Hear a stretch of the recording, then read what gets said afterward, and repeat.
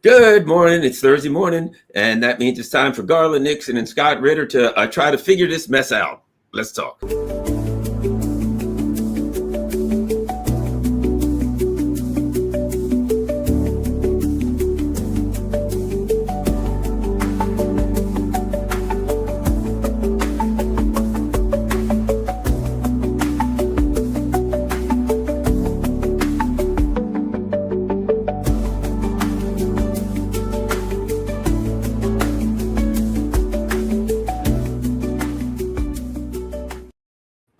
Well, let's start here to see the tough and manly men of Europe. Keir Starmer showing us how to fight. Let's see how real men punch. Ouch. Ouch. Ouch. Oh, man. That guy could go out and train some Green Berets, I think. Well, if you don't know how to punch, I think we can find someone who does. Let's see. Hold on. He doesn't know how to punch. We're going to find somebody who does know how to punch. All right, let's give this one a shot. The manly men of manly leaders of the EU and oh, ouch, that's going to leave a mark. All right, now that we've learned how to real manly men in Europe handle things, Scott, we got to talk. Oh boy. And you wonder why those guys are in the situation they're in today.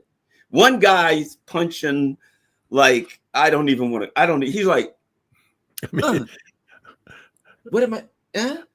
I took my wife with me when I was doing boxing lessons or training, not lessons, but training.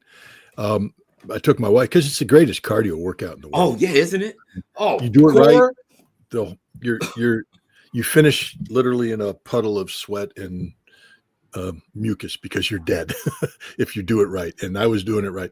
But my wife came and she did it. I will tell you that, she punched a hell of a lot. She would take Starmer down in a heartbeat.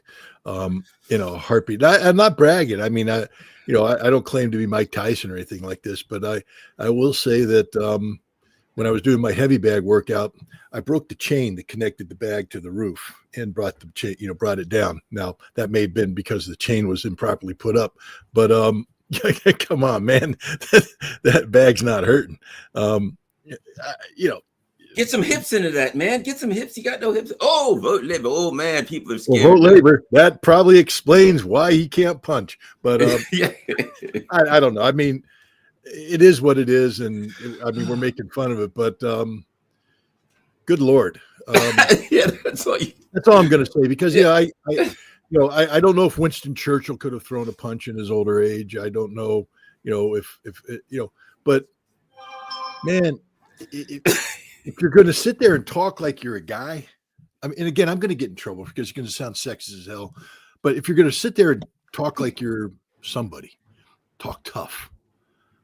We're gonna do this. Well, then when you're out motivating the troops and go up the punch, knock it off the frickin' chain, put it across the room, dive on it, pound it, turn to the instructor, throw him against the wall and say, if anybody messes with me, I will take you down. And people go, all right, he's insane, he's crazy, and maybe he'll back up. But if you're like, I'm going to go to war against Russia,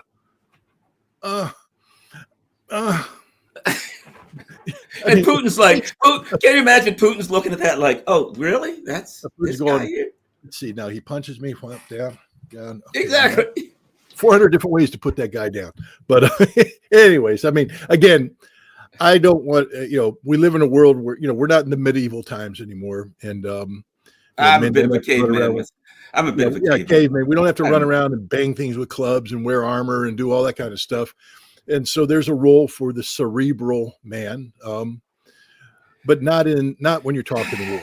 War is caveman activity. And if you're going to talk the talk, you better be at least able to walk the walk, man. But I mean, of the three people that I saw, let's face it, Macron's wife struck actually struck some blows. She's the only one that actually laid hands on, open hand, two-handed push to the face. Hand, wham, right to the face. I'm like, oh man, hey. If I tell you what, if I'm getting in a fight with the three, and one of those three are on my side, this is Macron every time, you got a chance. At any rate, any rate, Scott, let's get going. Let's start here before we really get, they're all going to attack us and say we misgendered people and things of that nature. So we better chill out. ScottRitter.com. That's where all of Scott's stuff is. And Scott, we're going to talk about two things before we get going. Two big things you got going on. One of which being you have a book out, first of all, and the book is called Highway to Hell. For God's sake, I just remembered what it was. And 2 minutes later, speaking of, not only have a caveman brain, I have an old caveman brain that can't even remember what I was prepared. Highway to Hell.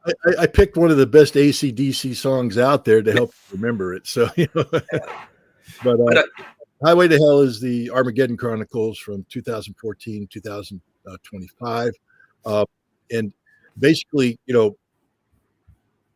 again, I don't want to be deemed as being irresponsible, but do people understand that in the last couple weeks, the West has crossed Russia's red line when it comes to the employment of nuclear weapons? I mean, this is so bad. Apparently, Trump, in talking to Putin, because Trump read the riot act by some of his people saying Russia could use nuclear weapons. According to some sources close to Bankova Street, Trump, in talking to Putin, said, "Please don't use tactical nuclear weapons in your response."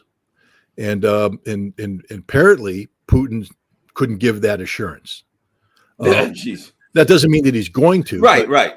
But when your red lines are crossed for your nuclear doctrine on the conditions under which the use of nuclear weapons is, not just permissible, but you're going to do it.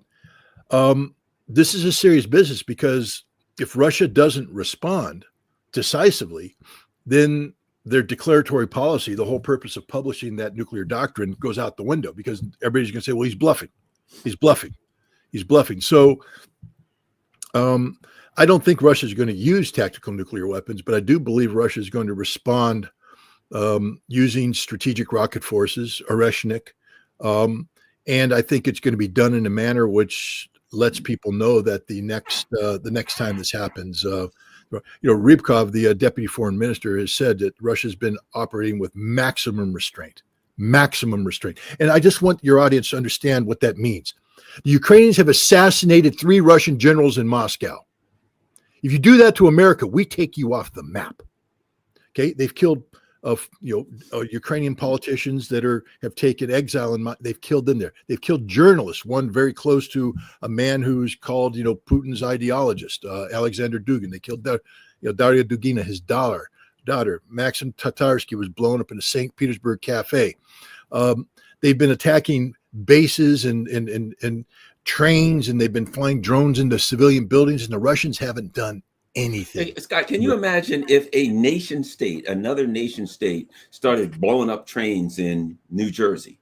It would be a declaration of war. It is a declaration of war. The United States would casus belli, okay, we're at war, right? Yeah. And they're literally, even if you argue that they can attack a base, which with the strategic nuclear stuff and that it is an admitted proxy war, that takes that off the table. But my point is, no matter what you say, if you're deliberately attacking trains full of civilians, and you are a nation state, that is a terrorist act committed by a nation state. That is an act of war, not a special military operation act. It's an act of war. The reason why I brought this up, and I'm sure we'll dig into it deeper, is that Highway to Hell walks this issue through from 2014. That's an important date, because that was when the Maidan took place. That's when this transition away from maybe we could peacefully coexist with Russia disappeared, and we began a process of preparing for a proxy war with Russia. And I remember when I first used that term proxy war with Russia back in 2022, I was put on the Ukrainian death list. The one that they killed Daria Dugina, the 3 generals. They just assassinated the former Ukrainian advisor to Viktor Yanukovych. It's a real death list, ladies and gentlemen. One that on at least 2 occasions, they tried to actually kill me while I was in Russia. So stick it in your ear, Ukraine. It's an honest to God terrorist death list backed by Ukrainian services who are funded by the United States government. Your taxpayer money at work. Tulsi Gabbard was on that list. They took her off when she came DNI and said that was an accident. Tucker Carlson's on that list. There's any number of people. Rand Paul for a while was on that Rand list. Paul was on that. He may be off now because they might have taken politicians off. But this is a real list where they will really kill you if you're on this list. It's not just games. And I have received on several occasions direct messages on Telegram from an account that I never knew, and I've received emails from people that have been very specific how they're going to kill me. The bomb under my car. They know where I live. Hey, thank you, FBI, for doing that daytime raid where you doxed me in public and gave everybody my address, as well as the security outlay of my front yard. But that's all right because the FBI cares. They love you. They're on your side. No, the FBI was actually receiving instructions from the Ukrainian government to shut me down. That's why they raided my house, because the Ukrainian government said, shut him down. That's why they took my passport, because the Ukrainian government said, don't let him go to Russia. He's having too much impact negative to it. I was listed as the number one threat to Ukraine from an information warfare standpoint for any number of months. And the Ukrainians told the FBI to shut me down. And now they're threatening me with very specific ways they're going to kill me. This is a real list. It's a real problem. And yet Russia has absorbed all of these insults, but not anymore. And I think you're going to see a massive retaliation. But this book walks you through the danger of nuclear warfare. There's people out there, the flat earthers, I call them, that just pretend that nuclear war isn't an issue. There's some people who even have the audacity to say nuclear weapons aren't real. It's fake. Just like the moon landing was faked.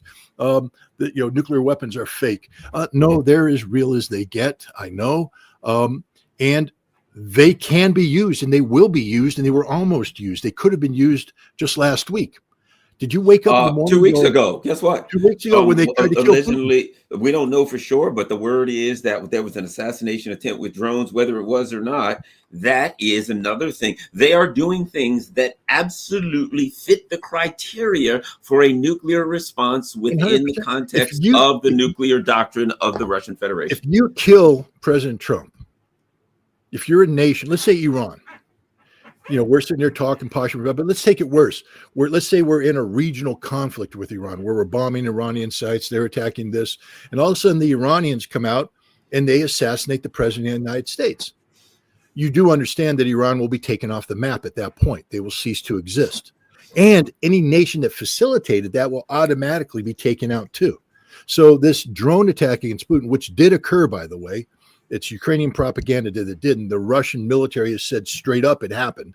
A drone swarm targeting Putin's helicopter. Where'd they get that intelligence to do the drone swarm? Well, one of the CIA bases cooperated with MI6 is a drone operations center where they've been training the Ukrainians on how to use drones, how to integrate drones with information, with intelligence collection platforms, etc.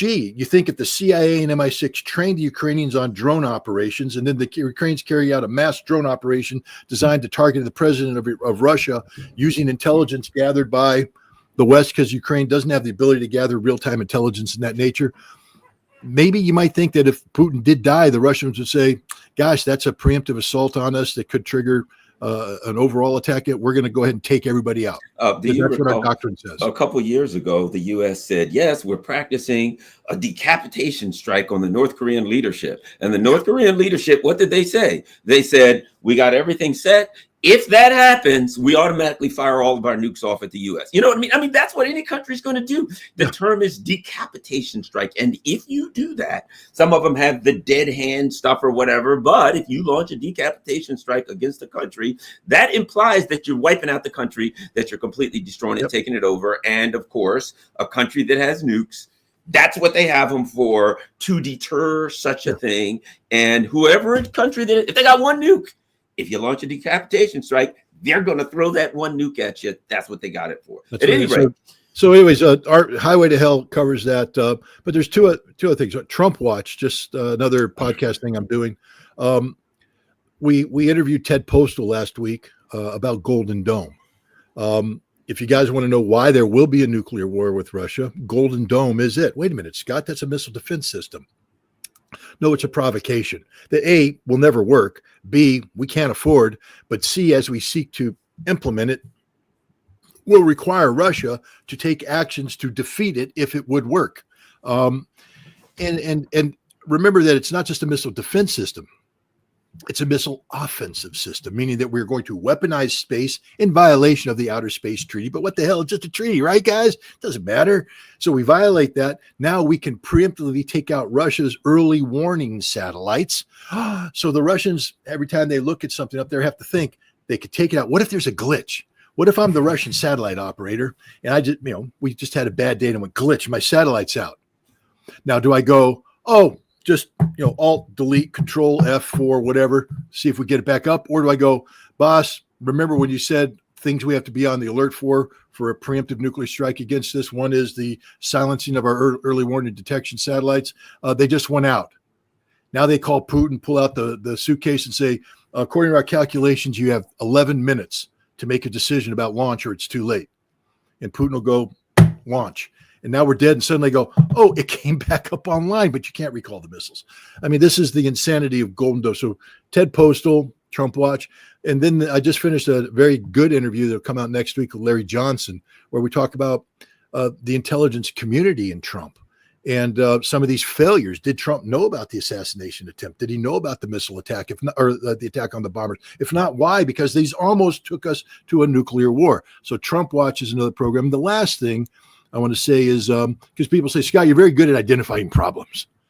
Do you have a solution? Well, I don't know if I have a solution or not, but I can tell you this. On June 18th, this year is the 40th anniversary of the Space Bridge, which was a citizen summit between Phil Donahue and I think Vladimir Posner was a famous Russian journalist.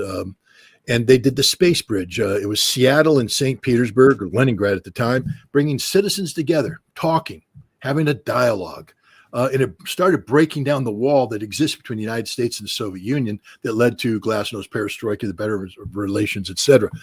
Well, on June 18th, we're having the Space Bridge 2, the next U.S.-Russian Citizen Summit.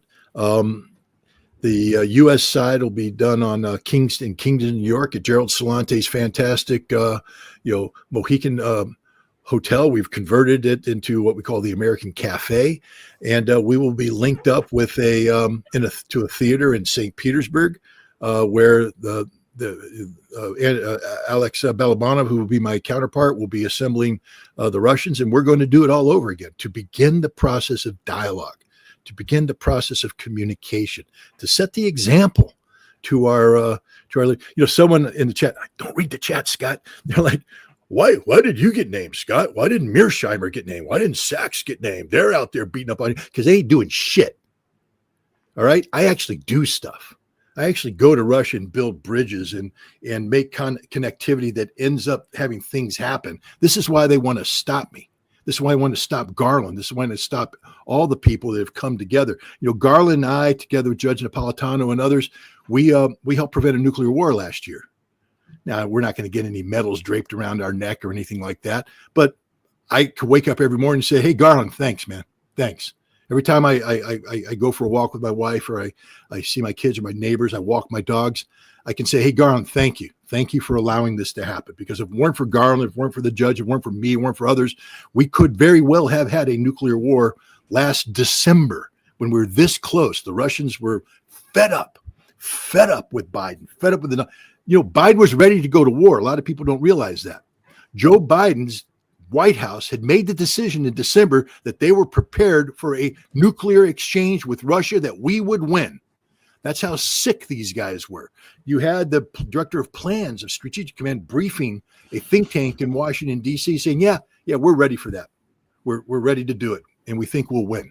But I had a member of Congress, a very senior member of Congress, who received the CIA briefing about Russia's nuclear doctrine.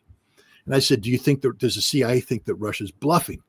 And he said, no, actually, the CIA told us that Russia's not bluffing, that if we do what Biden's talking about doing, they will respond probably with nuclear weapons. And I said, so Biden back, he said, no. The scary thing is the Biden administration said, we're ready for that.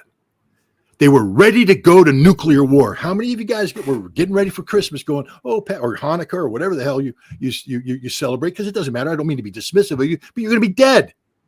And so you were ready. did you realize that Joe Biden made a decision where the leadership of America was ready to go to nuclear war against, now they want to break it up. Yeah, Biden's an idiot. Biden's a moron. But the problem is his policy carries through to today. Trump hasn't shut his policy down. So this summit, I think, could start things. And linked to this summit is the last project I want to mention, because it's relative, is a documentary movie, 38 Minutes, that I'm getting ready to do. 38 Minutes refers to the period of time on January 13th, 2018, after the citizens of Hawaii got a text message from the National Emergency Center that said, ballistic missile inbound, seek shelter, this is not a drill. And for 38 minutes, the citizens of Hawaii thought they were going to die. Jim Carrey, famous actor, comedian, has talked about this, how he was in Maui, got a phone call from his producer. It said, hey, missiles inbound, we're going to be dead in 10 minutes. Do you want to get together?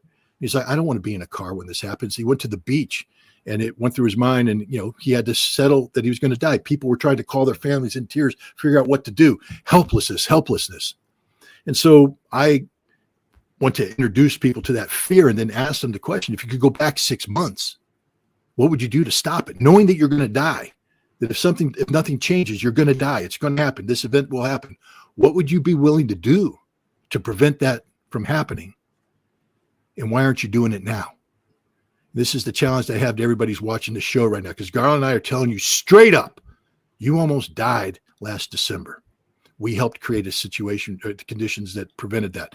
You almost died earlier this week and the week before, but you're oblivious to it, and you're going to almost die going forward, because this is going to get worse before it gets better. What are you willing to do to save your lives? Because now's the time to do it. Now's the time to get active. Now's the time. And people say, well, does it work? It worked last December.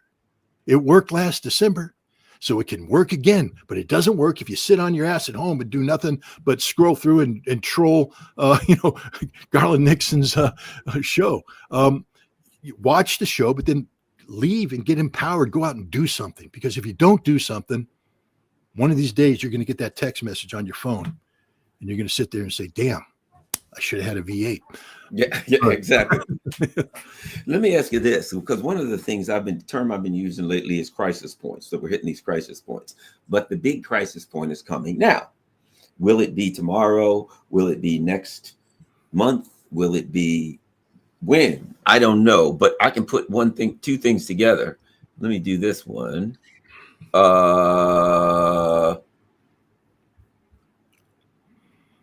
Let me share this article. Ukraine out of budget from military finance minister.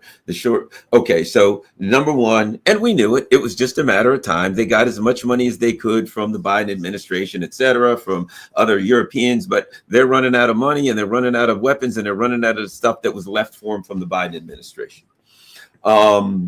Just so you know, they went in default today. I don't know if you're aware. Yes, they did. They didn't pay so they can't pay the bill. Well, excuse me. We went in default because the United States paid every single dime of everything.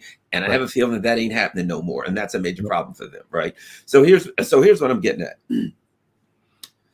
If they're out of money, it'll probably and weapons, it'll be sooner or later rather than later. And as we talk about these dangerous crisis points, when the rubber hits the road and we wake up one day and the Ukrainian fronts have crumbled, have crumbled, the crazies, the rogue elements, the MI6s, the rogue elements in the CIA, et cetera, are going to be like, okay, we got to do something. We got to go in. What do we have? How can we get the U.S. and how can we get the military in to fight this war and attack Russia, right?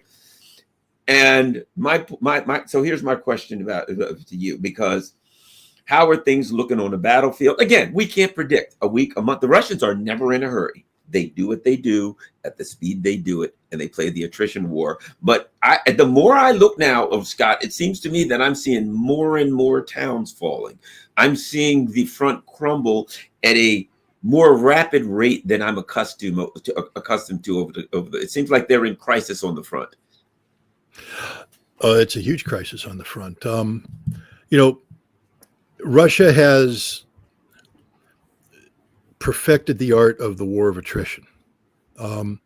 It's taken them some time because they didn't start the special military operation with fighting this kind of war in mind. they started this special military operation actually totally unprepared for this kind of war. When you initiate a campaign that from a military standpoint, I mean, just think you're supposed to, outnumber the defenders by a ratio of 3-1. Now, maybe with effective maneuver, et cetera, it can be 1-1, but you're facing a Ukrainian army that had easily 250, 300,000 men on the front line, 80,000 ready to go into Donbass. And they had the potential to bring up reserves that could get them up to around 900,000 men in very short order. And you cross the border with 180,000 men without anything substantive behind it. That means that you had something other than the military conquest of Ukraine in mind. You were putting pressure on Ukraine to achieve a political outcome, which was to get Ukraine to the negotiating table. And it worked. 6 days after the special military operation began, Ukraine sent a negotiating team to Gomel, Belarus. They had 3 negotiations there. They moved it to Turkey, and they finished up with the Istanbul 1. They didn't know it was 1. They called it Istanbul at the time. The Istanbul Communique, a peace treaty that would have brought an end to this war. I mean, amazingly enough, it would have brought an end to the war where all the territories except Crimea, which is already part of Russia, would have been returned to Ukraine. Donbass and the Lugansk and Donetsk, their independence was recognized by Russia. Russia wasn't going to reverse that, but Russia was willing to have referendum on letting the independent republics of Donetsk and Lugansk determine whether they wanted to stay independent, return to Ukraine, or become part of Russia. Russia wasn't making a land grab. They were going to leave everything. Kherson, Zaporizhia returned to Ukraine. So all the people are saying, Russia did this to take over Ukraine. You don't know what you're talking about. You literally don't. So you should probably just shut up, because at this juncture, all you're doing is causing trouble. It's not a legitimate quest for information. You're just stirring the pot. When the Ukrainians bulked out of that, because Boris Johnson, Victoria Nuland told Boris Johnson, you got to come in here and sabotage it. Russia moved to a phase 2 of the operation. They announced it May, June. They said, we're just going to recapture all the territory of the Donbass. But we still intend on giving everything else back. But then when the United States injected $48 billion of new Lend-Lease,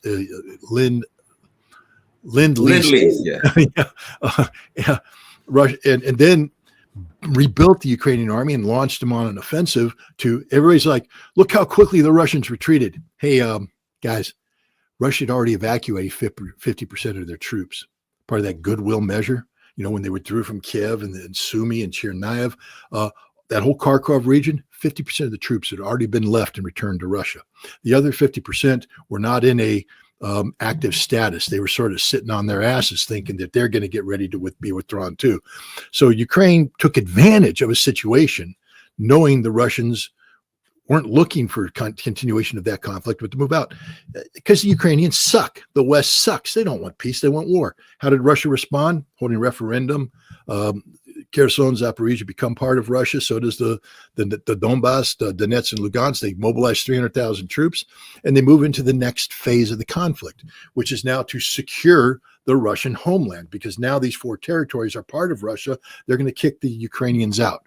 And in doing so, they're going to insist on terms of conflict resolution that ensure this never happens again. And that's where we're at now. Now, to win back their territories, Russia decided that they weren't going to get into, World War II type fighting, because it's not a war, first of all. Plus, you don't want casualties. It's tough to explain casualties to people. And Putin hadn't done a great job of selling the special military operation early on. It wasn't until it became clear that this was a proxy war that the Russian people went, okay, we're behind you 110%. But to accomplish this, Russia started devising tactics. And I spoke to Opti the other day. He was, he's a Chechen individual, but a Russian general. He's recently promoted lieutenant general, commander of the Akhmat Special Forces. This guy's been around. He's the guy that when Prigozhin, if you remember, took his little excursion up towards Moscow, everybody wonders, why did Prigozhin turn around? Because Opti and about 40,000 screaming memes from the Chechen Special Forces had surrounded Prigozhin in Rostov-on-Don. And Opti gave a report, and he's smiling. Well, if they tell us to go in, we're going to go in. We don't want to because they like the Wagner guys. But he's like, if we got to do it, we're going to do it. And they would have killed them all. And then there were other special forces come down from the north. But Opti's a tough guy. Opti's the guy that responded to Kursk, and it helped lead the the attack that liberated Kursk. He was one of the masterminds of the pipe operation. Opti's a very competent war. Just an aside, I had dinner with him in Moscow together with Steven Seagal. And so Steven Seagal invited me out. And so we're having the Steven Seagal event. And Opti calls up and he goes, "Hey, I know it's your last night in Moscow. I wanted to meet up with you." I said, "Well, I'm at dinner with Steve." I said, "Steve, do you mind if," he said, "No, bring him in." And they had never met. And so Opti comes in and I'm introducing the two of them. And because I am who I am, I make jokes about generals being in the rear with the gear and, all this kind of stuff. And Opti, even with a smile on his face, took a little bit of umbrage on that. And he pulled out his phone. He said, "Really?" He said, "Let me show you what I was doing a month and a half ago." And he showed me there was a wounded Chechen. A Chechen called in. He was wounded. The evacuation team went out to get him. They got hit. And Opti's in the command post. Opti goes out, jumps in a BMP, infantry fighting vehicle, and has it driven to where this guy is. Opti gets out. He's under fire. He's laying down suppressive fire with his weapon while he's tending to the wounded. The other guy with him gets wounded too. So Opti takes care of him. He puts them in the vehicle, continues to lay down suppressive fire, and they evacuate. And he hits me in the chest. He goes, "In the rear with the gear, huh?" He goes, "This is how a Russian general fights." And I went, "Oh, okay." So Opti's the real deal. There's nothing fake about this guy. But in talking to him, I come from a Marine Corps background, classic infantry tactics that date back to World War II. Fire teams online, squads online, 2 platoons up, 1 platoon back, that sort of thing. And instead, he's talking about what they call 3s and 6s. I said, "What's that?" Well, the basic assault team of the Russian army today is 3 men. And they go after a specific piece of terrain and they suppress with artillery. They blister everything in the back. Drones come in and these 3 men come in and they take the position. 3 men. Generally, the position's held between 7 and 15 Ukrainians who they kill or wound or capture. But 3 men. If it goes bad, those 3 men die. I mean, if a Ukrainian drone comes and hits them, bad day for those 3 men. Then they just 3 and 6 it again. The 6 is what happens when they take it. 6 come in and consolidate their position and hold it. And the reason why the numbers are so small is because of the reality of warfare today, the drones, etc. But the bottom line is the Russians are in the 3s and 6s is what's winning this war, because what the Russians do is they have a whole system of doing this small level limited attack to seize terrain, lock it in, suppress, seize, lock in. That's why they're going a little bit here, a little bit there, and they're just chunking it out. But now they can do rotations because there's no manpower shortage. So after you do an assault, they pull you out, bring in a new unit. They 3 and 6 it a couple times, pull them out, and they're going at a pace that can't be sustained by the Ukrainians at all. Russia mobilized 175,000 troops between January and May, 175,000. From these, they created 2 new armies. An army is a Russian army is about a corps for Americans. So we're talking between 50 and 70,000 troops. The rest were used for battlefield replacements. So let's say that it's 70,000. That's 140. Boom.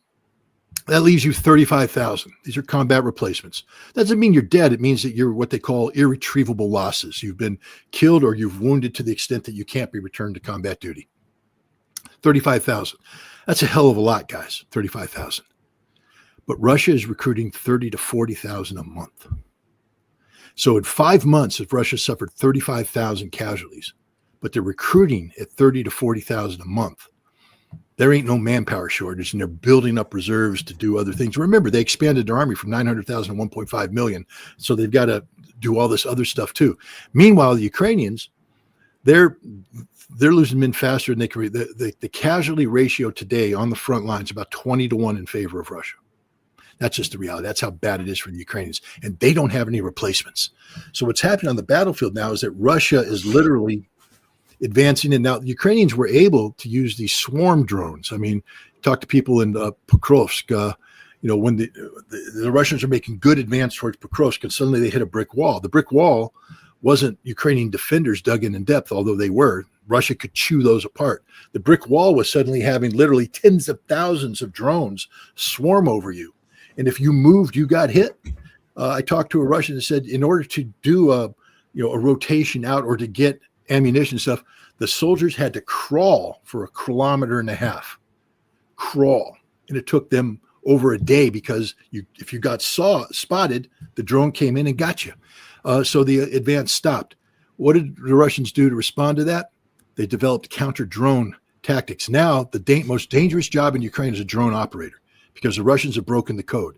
And if you put up a drone, your drone's going to go do its thing, but you're communicating, the Russians will get you and they will kill you. And now the Ukrainian drone operators are dying faster than they can use the drones, and the Russians are back to these rapid assaults. You're going to see major cities fall, logistics hubs fall, and as Ukraine is unable to replace them, that front line is collapsing. This is why Zelensky is so desperate right now. This is why he's doing what he's doing, because he has no other options. There's nothing he could do to solidify the front line. He's run out of money. The West doesn't have anything left to give him. His only options right now are to commit acts of terror against Russia that are designed to provoke a Russian response that somehow tips the balance in his power. But the Russians have played this masterfully. They did. The Russians aren't the ones that terminated Istanbul. The Ukrainians did, because Ukrainians don't know how to behave. They've committed acts of terrorism. And now, according to some, the Russians are putting together a week-long campaign of a strategic nature that will eliminate Ukraine as a modern nation state. And I think the final decision right now is, what do they do about the leadership? When Putin goes in front of the Russian nation and says Zelensky is a terrorist, and that means Zelensky's a dead man, the Russians are going to kill him. And they're going to kill everybody else involved in that. Why do you think Yermak ran to America so quickly? He's scared to death because he's going to die. They're all going to die. Russia has made it clear that they will not negotiate with this team. There will be no negotiations with Zelensky's team. Fact is, the Russians said there can't be a peace treaty until there's elections in Ukraine and they get a new president and a new parliament. So the Russians right now, I think, have made a decision that this thing ends by the sword.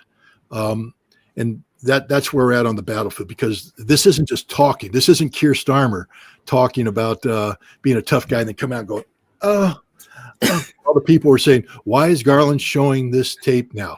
Because Garland's smarter than you are. Garland knows the direction this conversation's going, and he wants to make the point that real men, when they talk tough, better be able to hit a punching bag. Vladimir Putin's a real man. He's not talking that tough because he never does. But when this thing gets unleashed, you remember Gladiator, Unleash Hell? We're going to get the Russian version of those fireballs going down range at the Gauls and the elimination of this is a dangerous time. Even Keith Kellogg, crisis points. Keith Kellogg, like, this is really dangerous, guys. Even Donald Trump's military officers are always out there promoting. They're like, this could be a nuclear war. I mean, they're waking up. They're going, this is like real shit. This is stuff. This is really happening. This could be a nuclear war. They're scared to death. And I'm telling, I saw, Scott, you say every week the world's going to end. Well, we live in very dangerous times, guys. And whenever I say the world's going to end, it's because it almost ended. And right now, it's not just me. You've got generals who are very loyal to Trump saying on Fox News, of all places, this is like really, really close to nuclear war kind of stuff. Well, okay, let me add this. Russia and North Korea are now militarily tied at the hip. What else do we know? Within the last few days, Shoigu went to North Korea to talk to Kim Jong-un.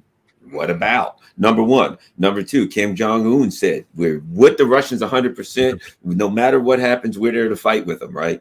So you wonder if the Russians, if you've got a military ally, and you're saying, hey, man, I might do something that could cause some problems. And the military ally, you want to say, oh, are you in or out? The military ally has a right to say, look, man, I don't want to go this far. I don't want to go that far. And they were like, yeah, whatever the Russians do, we're fighting. If you Always. you punch our guy here, you punch us, right? So not to say that that's what we don't know. They could have been talking about something they're working on, building a new, aircraft. But They're talking about 100,000 North Koreans coming to Russia yeah, and participating in an assault on Kiev is what they're talking about. it's quite possible that this could go real bad, and it could simply be if this goes really bad and we have to act or whatever, or this goes really bad. Are you involved? You know what I mean? We understand if you aren't, or are you, or whatever. This is what we're planning to do. Do you have any input? Do you have any thought? You know what I mean? If you're going to do so, who knows? It could be. We don't know the Russians. You never know. We know they meet. We know they, measure 1,000 times, cut once, right? We know that they have deliberated about this, but we don't know. It could be anything from, well, we picked a bank of targets. We're going to blow up the normal bank of targets and call that the response. It could be we're going to nuke the hell out of Ukraine. We can't predict. Right now, that's the theory. We're in a crisis. We don't know how far it's going to be. And clearly, Trump talked to Putin. And when Trump said, well, I talked to Putin, they're going to respond. And it's not something. It's not something. He said, I'm paraphrasing, it ain't something that's going to bring peace. In other words, Putin didn't mince any words. Look, man, we got to do some things. And, I don't know. I feel like Trump was the one that called. And if you think about this, it wasn't this announcement. Trump and Putin are going to talk any day. They're going to talk. They'll be talking with it. It was just all of a sudden, Trump and Putin talked tomorrow. So it sounds to me like, according to Ushakov, this conversation was agreed to at the end of the last Istanbul round when they said there's going to be a second round. The negotiator and Trump and Putin agreed, okay, when the second round ends, we're going to have a conversation. So I don't think this is Trump sitting there, changing his depends because he's scared and then in a panic calling Putin. I think this was a scheduled call. Oh, okay. Suddenly had greater relevance because of the craziness of what Zelensky had been doing. But that this call was a normal course of action call that was supposed to take place after the second round so that Putin and Trump could talk about what the next step is, what the third round is going to be, what needs to be done. But this time it got a completely different character in it. Do you remember last time? I think I had that conversation with you when we talked about Iran, and I said that one of the things that Russia brings to the table is their ability to sit down with the Iranians and all this. Putin put that right out there. I mean, he's saying because Trump's like, this is not going well, and Putin went, "We got you on this one." Putin's a smarter guy than anybody gives him credit to be, because here he is. He's telling Trump that Ukrainian proxy, the one that Marco Rubio acknowledged, you're in a war against us, using a proxy. Keith Kellogg says NATO's in a war against us, use them as a proxy. We're going to take them off the map. Oh, by the way, I can help you resolve this horrible thing with Iran, and we can have good relations. The Russians are cleverer than anybody gives them credit. I can offer you something. It's always it's a win-win situation. You got a problem here, I can help you resolve that. We got a problem. You know what I mean? It makes it. It's true diplomacy, and you know what it is? It's why it's important. Even though people talk about it, they hate Trump or they hate Putin or whoever. I don't care who you like. It is critical for these two nuclear powers to talk because that's the way things can get resolved. Hopefully. There's another important thing. Oh, do you have any thoughts on the Polish election? Well, fascinating. Isn't it? I haven't figured this guy, Naraki. I haven't quite figured him out. Well, nobody has. I mean, he's he's a conservative. He's a historian. He's not a natural politician, which is a good thing. But, we've been watching for some time now how the right surges in the election, only to be defeated by the centrists, the globalists, the establishment in the end. We saw that in France, Le Pen's movement. We saw AfD make a charge in Germany, only to be pushed back by Merz. In Romania, the Simeon guy following the footsteps of Gheorghiu was making a move, and suddenly Dan is the guy. And so you see Poland. And you see, Donald Tusk, he was the prime minister. He has his candidate out there who comes in second in the in the initial election. That was going to be a runoff. But everybody was expecting that the right couldn't survive, because what happens normally is you have a lot of candidates running. The top two go to the runoff election. So the right has all their voters up here, but they sort of hit a cap. And then what happens is everybody else realizes, oh my God, if we let this happen, the right wing wins. So they all throw their support behind the centrist candidate who surges through. Didn't happen this time. First election. But this other guy won because I think the polls were tired of the inconsistency of the centrists trying to please everybody. They like the consistency of this Narwaki guy. He is a conservative, but he is a guy, Trump threw his weight behind him. The Trump administration said, this is the guy we want. And while he supports Ukraine, he doesn't necessarily support the continuing blind support of Ukraine. Another thing out there, Scott, one other thing I picked up about him, I'm not saying that he's, by any stretch of the imagination, a good thing or bad, whatever. But there is an element in Poland, and I know people who have talked to me about it. There's a strong element in Poland that still has a real bad taste in their mouth about the Banderites and them killing a lot of Poles that just can't get over that. He seems to, and that doesn't mean they're pro-Russian, but they really got a bad taste about the Banderites, and they should. And I think he kind of represents, or at least has some alignment or support from the Poles who really have a bad taste about the Banderites, who don't feel, who have never gotten over the hacking Poles to death with axes. Did you see what happened today in Poland? No. The parliament passed legislation that makes, I think it's July 11th. The commemoration day of a Volyn massacre. It's a day of mourning for the massacre of 110 to 130,000 Poles by Bandera scum in the Volyn region. And the Ukrainians are going bananas. Like, oh, come on, man, you can't do this. I mean, come on, just let bygones be let bygones. Yeah, so we hacked you. And guys, I just want to say, it's not just hacking people to death. Let me give you an example, which was repeated. They went to this village. They surround the village so nobody can get out, but they go in at night. And then they go house to house. As they come to the first house, they surround the house. There's a female choir. This sounds like Hollywood. This is real. And they start singing beautiful Ukrainian songs. Glory be to God. Da, da, da, da, da. Inside, the men are raping the wife in front of the husband while they nail the child to the table.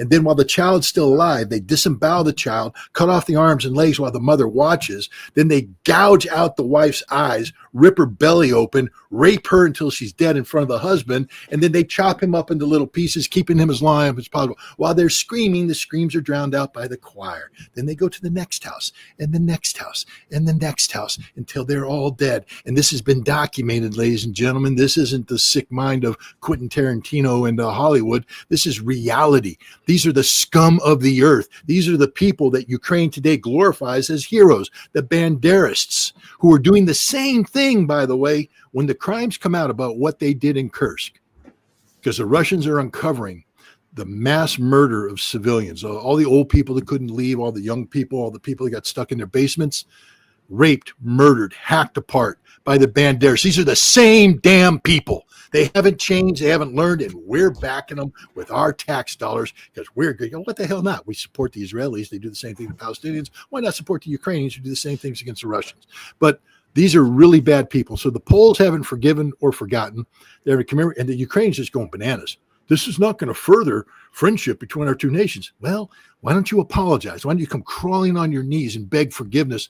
And maybe then, if you show contrition, we can say we can be your friends. But no, instead, you make Stepan Bandera your national hero. You put up monuments to the people that hacked these people to death, and you want us to say it's okay? It's not. And Narwaki's at the head of this movement.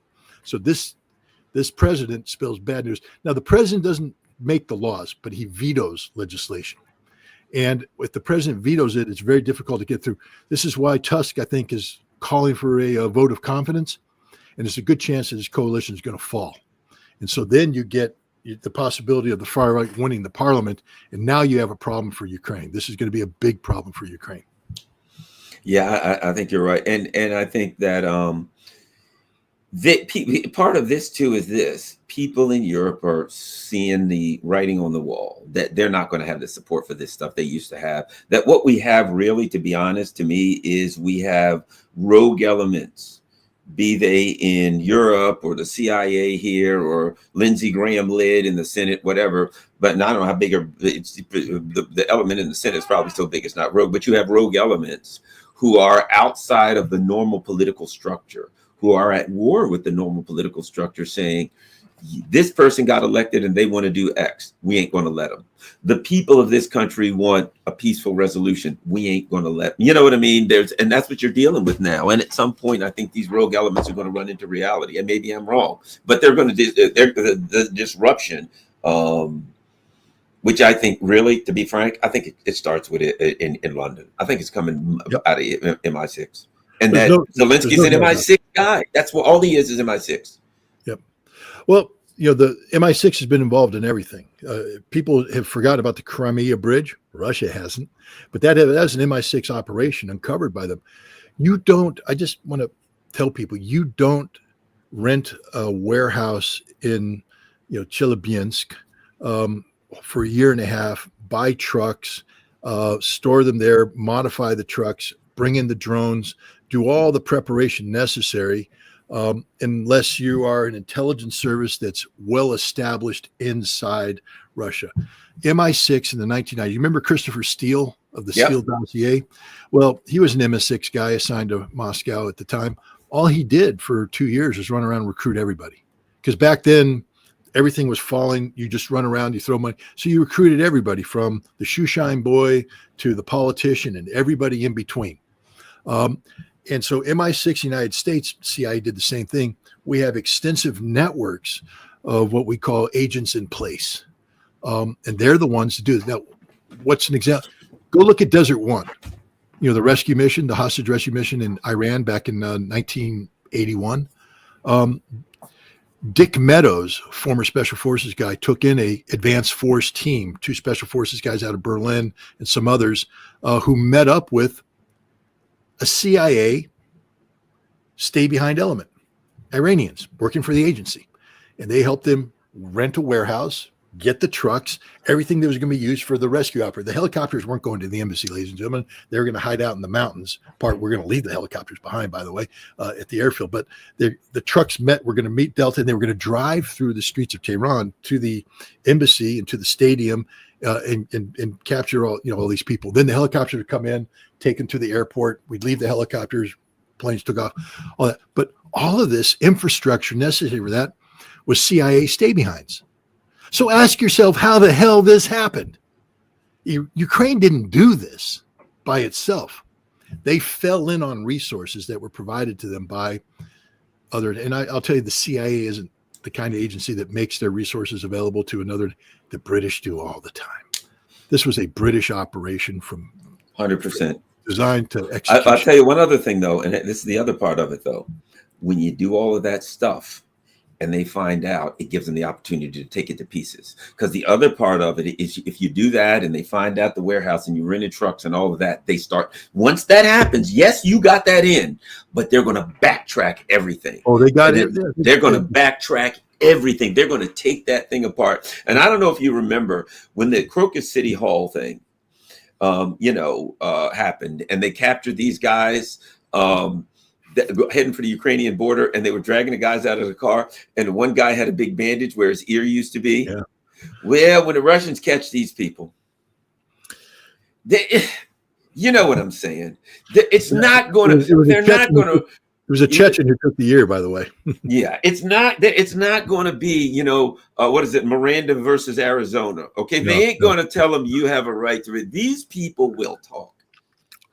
Yeah, they will talk. They will talk. There's no doubt about it. And when they talk, they'll tell the truth. Because the Russians, first of all, the Russians are pretty damn good.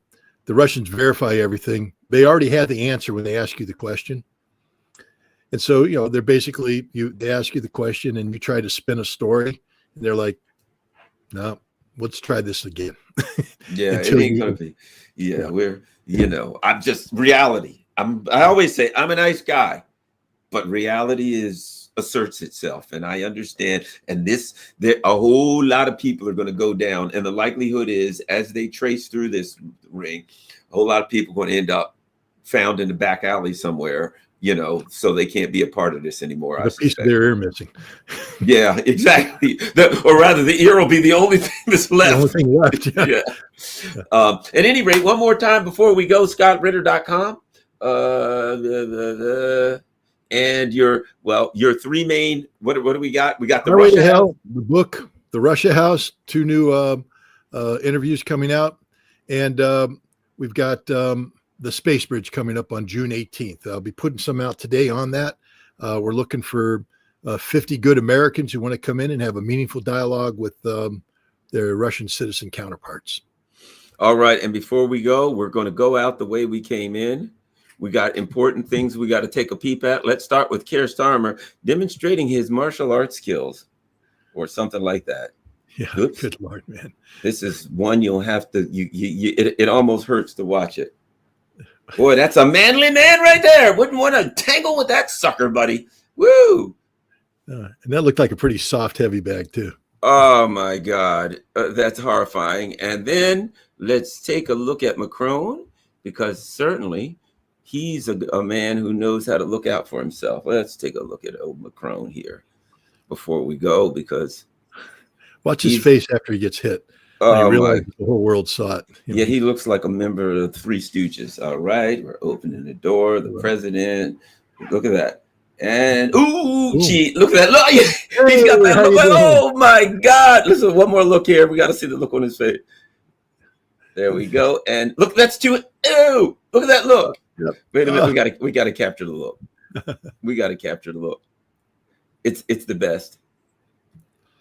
I want to get the look. That's Macron. They found a bag of cocaine. All right, I got to run, Garland. All right, buddy. Same here. Thanks a lot, everybody. Don't forget. All right, Scott, you can go ahead and jump off. I'll just let everybody know. All right, thanks a lot, everybody. Don't forget, share this on all your social media platforms. And if you can afford it, please buy me a coffee or two, as Andre Martianov always says. Or, of course, we got what's the other one? Buy me a coffee, Patreon, PayPal, any of that stuff. And of course, at the very end, you'll see P.O. Box 32, Glen Burnie, Maryland, 21061. That is my P.O. Box. Feel free to send me a letter, a donation, a book, whatever you want. I get all kinds of great stuff from people, and I do answer it. Thanks a lot, everybody. Share this on all your social media platforms. Guess what? Today is big day. We got Mark Sloboda at noon.